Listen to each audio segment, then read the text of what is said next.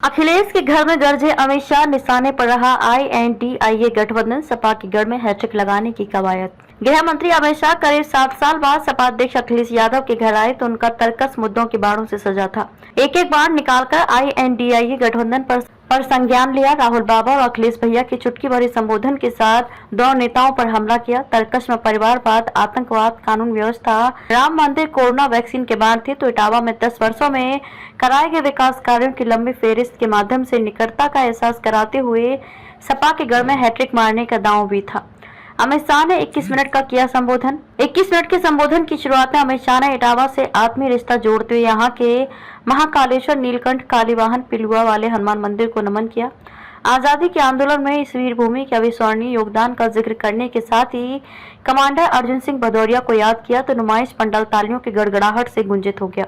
मंदिरों के प्रति श्रद्धा और कमांडर का स्मरण के साथ ही सीधे जनता से जुड़ने के लिए संवाद शैली में भाषण के चुनाव प्रबंधन के रणनीतिकार निहितार्थ निकाल रहे हैं। दरअसल आजादी के आंदोलन में लाल सेना के जरिए चंबल घाटी में अंग्रेजों के दांत खट्टे करने वाले कमांडर अर्जुन सिंह भदौरिया आजादी के बाद जन नेता बन चुके थे। यही वजह रही कि इटावा संसदीय चुनाव के इतिहास में 17 चुनाव में वे पहले और इकलौते निर्दलीय सांसद 1957 में चुने गए।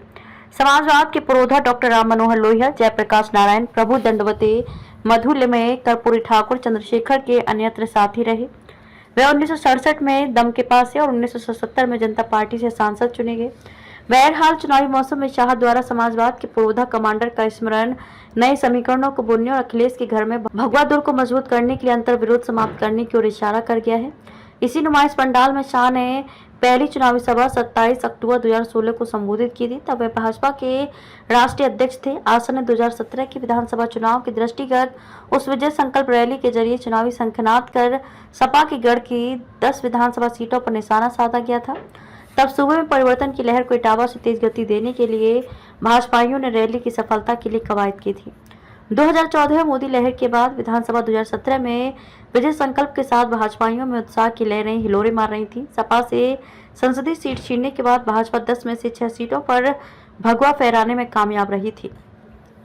इनमें सिकंदरा पर बसपा का और बाकी 9 सीटों पर सपा का कब्जा था। तब भाजपा सपा प्रमुख मुलायम सिंह यादव को उन्हीं के घर में घेरने में कामयाब रही थी। उस कामयाबी को आधार माना जाए तो इस बार भाजपा ने शाह की सभा के जरिए 2 संसदीय सीटों पर फिर से भगवा फहराने की हुंकार भरी है। तब गुलाबी सर्दी की शुरुआत हो चुकी थी और इस बार गर्मी में उमस से लोग पसीना पसीना हो रहे हैं। लेकिन भाजपाइयों में उत्साह की कमी नहीं थी। भारत माता और जय श्री राम के जयकारों के साथ पंडाल गुंजित होता रहा। शाह भाजपाइयों में नई ऊर्जा का संचार कर गए।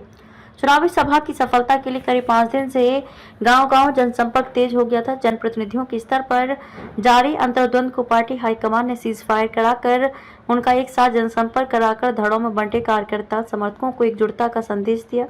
लग्जरी गाड़ियों से क्षेत्र में निकले नेताओं ने तेज धूप में पगडंडियां भी नापी तो भव्य दिव्य राम मंदिर में रामलला की प्राण प्रतिष्ठा के बाद दूसरी बार हथेली में चावल लेकर शाह की चुनावी सभा का बुलौआ भी दिया।